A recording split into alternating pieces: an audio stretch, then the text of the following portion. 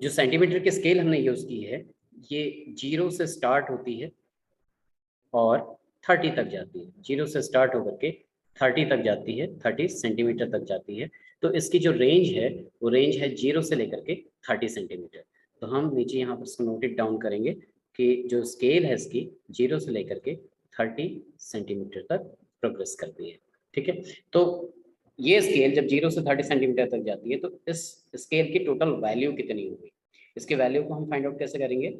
Upper value minus lower value, 30 minus 0, 30 minus 0 that is 30 centimetre, 30 centimetre.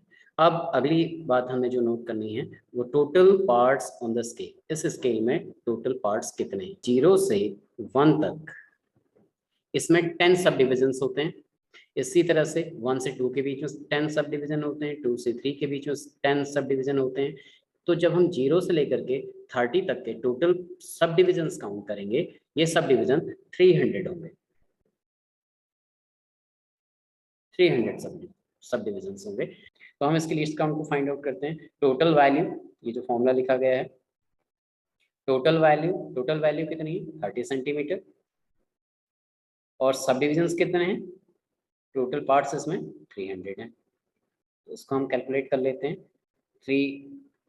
30 divided by 300, that will be calculated as 10, 1 upon 10 centimetre, that is 0.1 centimetre. और इसी को हम 1 mm कहते हैं, 1 millimetre कहा जाता है। तो इस बात से हम सभी वाकिफ हैं कि ये जो मीटर स्केल हमारी है, इस मीटर स्केल से हम 1 mm से कम डिस्टेंस का मेजरमेंट नहीं कर सकते। जो lowest part this scale can measure, it is 1 mm।